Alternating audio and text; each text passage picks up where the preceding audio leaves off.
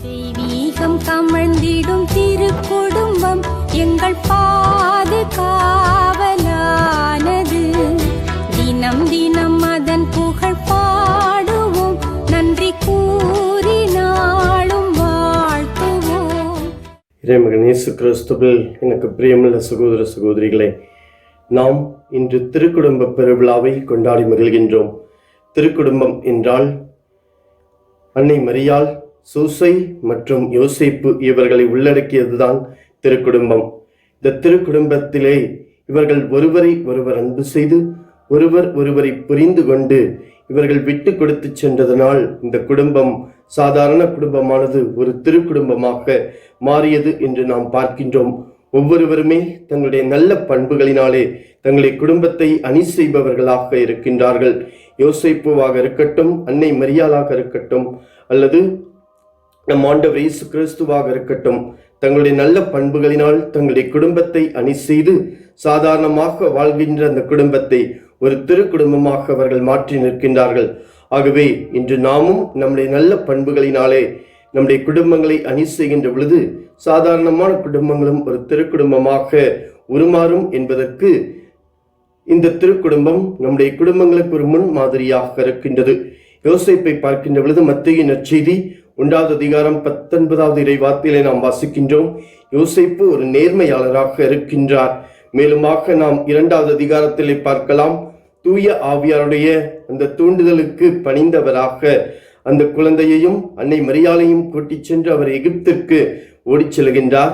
மீண்டுமாக அந்த தூய ஆவியானவரால் அவர் பணிக்கப்பட்ட பொழுது மீண்டுமாக அவர்கள் எகிப்திற்கு திரும்பி வருவதை நாம் பார்க்கின்றோம். இவ்வாறாக ஆண்டுடைய திருவுளத்திற்கு தூய ஆவியாரின் தூண்டுதலுக்கு முற்றிலுமாக பணிந்து வாழ்ந்தவராக புனித சூசை வாழ்ந்ததை நாம் இறை வார்த்தையிலே வாசிக்கின்றோம்.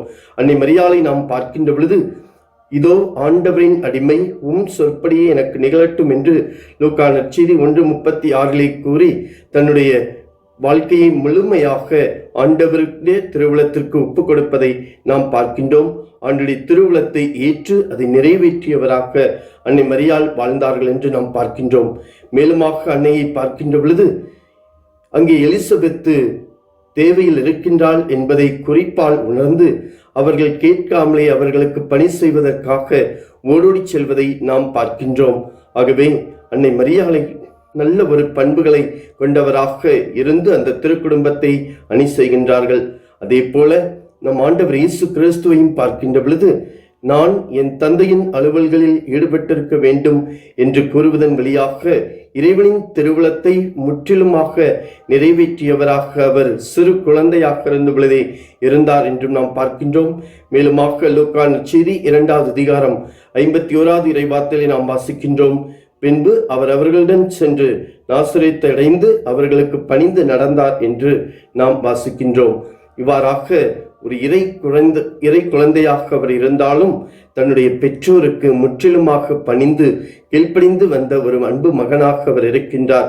ஆக இப்படியாக ஆண்டவர் இயேசுவும் தன்னுடைய குடும்பத்தை அணி செய்பவராக இருப்பதை நாம் பார்க்கின்றோம். இவ்வாறாக சூசை, மரி, இயேசு இவர்கள் மூவருமே தங்களுடைய நல்ல பண்புகளினாலே தங்களுடைய குணநலன்களினாலே தங்களுடைய குடும்பத்தை அணி செய்கின்றார்கள். அன்பார்ந்தவர்களே, இன்று நாமும் இந்த திருக்குடும்பத்தை ஒரு முன் மாதிரியாக கொண்டு வாழ வேண்டும். குடும்ப தலைவர்கள் புனித யோசேப்பை தங்களுடைய முன் மாதிரியாக கொண்டு நேர்மையாளர்களாக இருக்க வேண்டும். மேலுமாக தங்களுடைய குடும்பத்தின் மீது தங்களுக்குள்ள பொறுப்பை அவர்கள் உணர்ந்து செயல்படுகின்ற நல்ல ஒரு தந்தையர்களாக அவர்கள் வாழ வேண்டும். அன்னை மரியாளை போல ஒவ்வொரு குடும்ப தலைவிகளையும் ஆண்டுடைய திருவுளத்திற்கு தன்னை முற்றிலுமாக அர்ப்பணித்து எளிமையோடு வாழ வேண்டும். மேலுமாக அவர்கள் பிறருடைய தேவைகளை உணர்ந்து அதை நிறைவு செய்கின்றவர்களாக வாழ்கின்ற பொழுது அந்த குடும்ப தலைவிகள் தங்களுடைய நல்ல பண்புகளினால் அந்த குடும்பத்தை அணி செய்யலாம். மேலுமாக ஒவ்வொரு பிள்ளைகளுமே இறைவனுக்கு தங்களை முற்றிலுமாக சிறு வயதிலே கையளிக்க வேண்டும். இறை பயத்திலே, தேவ பயத்திலே வளர்கின்ற ஒரு பிள்ளைகளாக இறை காரியங்களுக்கு, ஆன்மீக காரியங்களுக்கு, ஜெப வாழ்க்கைக்கு முக்கியத்துவம் கொடுக்கின்ற ஒரு பிள்ளைகளாக வாழ வேண்டும். மேலுமாக பெற்றோருக்கு அவர்கள் பணிந்து வாழுகின்ற பொழுது அவர்களும் தங்களுடைய குடும்பத்தை அணி செய்யலாம். அன்பார்ந்தவர்களே, ஆகவே இன்று நாம் வாழுகின்ற இந்த சமூகத்திலே குடும்ப உறவுகள் சிதைக்கப்படுகின்றன. குடும்ப மாண்புகள் இழந்து திருக்குடும்பங்கள் எல்லாம் தெருக்குடும்பங்களாக வீதியில் வந்து நிற்கின்ற அவல நிலையை நாம் பார்க்கின்றோம். ஆகவே இந்த நல்ல திருக்குடும்பத்தின் ஒரு முன் மாதிரியை நம் ஒவ்வொருவரும் நம்முடைய குடும்பத்திலே பின்பற்றுகின்ற பொழுது நம்முடைய குடும்ப வாழ்க்கையும் ஒரு திருக்குடும்பமாக வாழ முடியும் என்கின்ற ஒரு செய்தியோடு நம்முடைய குடும்பங்களை திருக்குடும்பமாக மாற்றுவோம். இரண்டு அருளையும் ஆசிரியையும் நிரம்ப பெறுவோம். ஆமென்.